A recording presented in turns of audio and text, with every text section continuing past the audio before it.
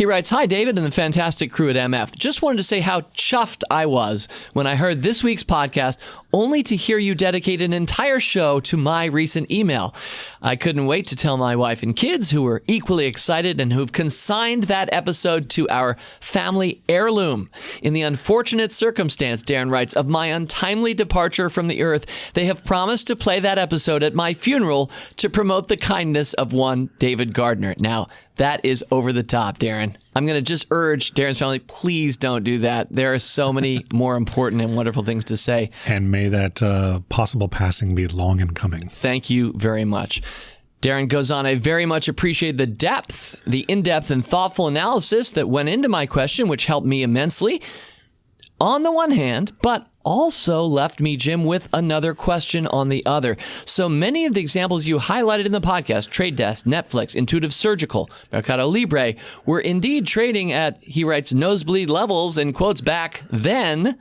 However, today, such price-to-sales ratios afforded those stocks back then would seem today to be darn right cheap in comparison. He cites some cases in point, companies like Zoom, Slack, Okta. He says his favorite, Beyond Meat, trading recently at 90-plus times sales. So Darren presses the point a little bit further, Jim, and we're going to have a conversation now about it. At what point do such shares become just too expensive?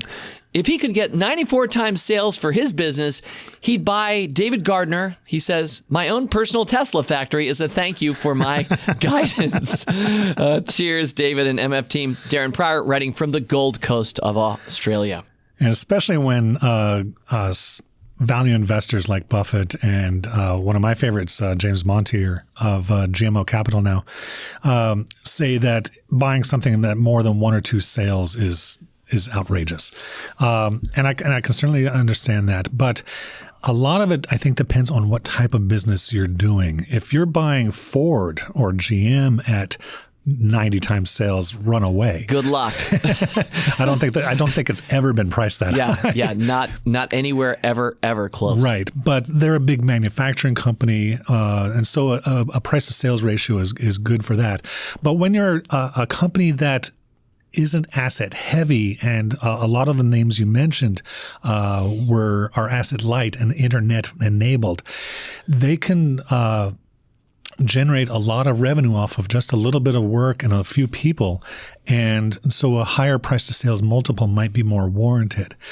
Also remember that the market is forward looking in that it is expecting more of these companies going forward. And that the company is expected to grow its sales at a healthy enough clip to justify such a high multiple. Yeah. Now, Jim, you and I are the first to say we could be at a market top here in July of 2019. It may be that 2 years from now, hope this podcast is still around. And if it is and the market's been really weak, then we'll say, yeah, that was a little crazy there. 94 times sales for Beyond Meat, which I think you and I both do think is crazy for Beyond Meat. That one, they really haven't proven their model yet. But for longer standing companies where they've proven their model, such as Netflix, and they can grow their sales 20, 30% a quarter. I mean, year over year, quarter in, quarter out. Yeah. Then they probably are justified to have a higher price to sales ratio. Then the debate becomes how high or how low. And that's where we are right now. And certainly interest rates, when interest rates are very low, that's always going to raise up the price per sales, price per earnings we're willing to pay for stocks, Jim, because if we're getting like 1% from our bank account or just a few percentage points from our bonds, we're all going to say, well, I'd rather buy some stocks, and that's going to press prices up. That is definitely true. So I think part of what you're saying, Jim, is not all companies are created equal. Ford will, alas, never for Ford and its shareholders ever trade at probably even 15 or 20 times sales, let alone 30 times sales. And yet asset-light businesses can go very high, even though they might be too high right now. And I'd like to mention one other point. Remember, all of these ratios are just shortcuts of evaluation: price to earnings, price to sales, EV to EBITDA, whatever metric floats your boat. It's just a shorthand to evaluation. And really, an investor should hopefully be looking at the company and understand the company and how it makes money and what levers it can pull and where it might grow and what its optionality might be. And thus get a better sense of what is possible with the company and whether that high multiple might actually be warranted or a bit on the stretch side or even blowing out the water overvalued. Absolutely. And Jim, it reminds me to just double underline that point about, I think especially beginning investors, they're taught to look at ratios and then not have much nuance from one industry to the next. Exactly. And different industries will have different ranges of ratios that are appropriate for that. That's right. And here's a helpful thing to look at. Darren Pryor and I'll add in James Chen, who sounded a similar note when he said, as the episode played on, I found myself almost shouting out loud, that wasn't expensive back then. Indeed, a cursory glance at his own portfolio, James Chen says, will show that many positions are trading at a price to sales of around 30, which was 3 times higher than Intuitive Surgical, which we featured in that episode a few weeks ago, which was the highest of the price to sales ratios of the ones we featured back then. But a helpful number that I think a lot of us should take a look at is look at sales divided by number of employees. So Jim kind of lightly referenced this earlier, but some businesses to generate $1 billion in sales, let's say manufacturing, selling cars, need tens of thousands of employees to do that. Other businesses can generate $1 billion sales thanks to the internet and digital with only a few hundred employees. There's a huge difference between those types of businesses and therefore how willing we should be to pay up, Jim, or not for their stocks. Most definitely. And that again ties into the different types of industries that you're looking for and what might be appropriate for one industry or what type of business or one type of business model is not appropriate for another. A SaaS company, a software as a service company, probably is justified with a higher price to sales or price to earnings ratio than a retailer such as, I want to say Bon Marché, but they're not public anymore. Nordstrom, for instance, or a car manufacturer, or a dam builder, a power plant builder. Yeah, infrastructure. Yep. Those all have their own different kinds of ranges.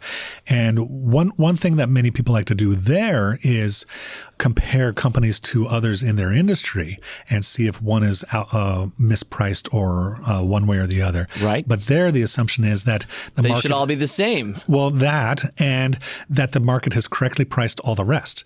So maybe they're not pricing the rest correctly and they priced yours correctly. So be careful with that too. All right, good. And to close up and then move to number 3, I just want to say to Darren, to James, and to everybody listening that I don't spend a lot of time guessing where the market is in its cycles. A lot of people who do have been consistently wrong.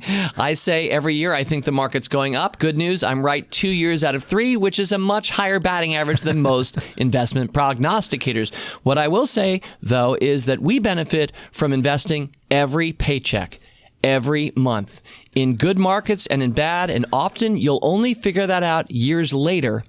And so dollar cost averaging with your savings and not guessing market cycles or are stocks high right now or not, for me, is not only a stress-free approach, it's actually much more likely to give you success over time as an investor. Jim, I know that you regularly save and invest every single month. Oh, definitely. I have put money into my 401k every month. I don't put money into our my wife's and my IRAs, IRAs every month. Yep. So that's definitely true. I want to raise one more point, if you don't mind, about behavior. Beware of hindsight bias.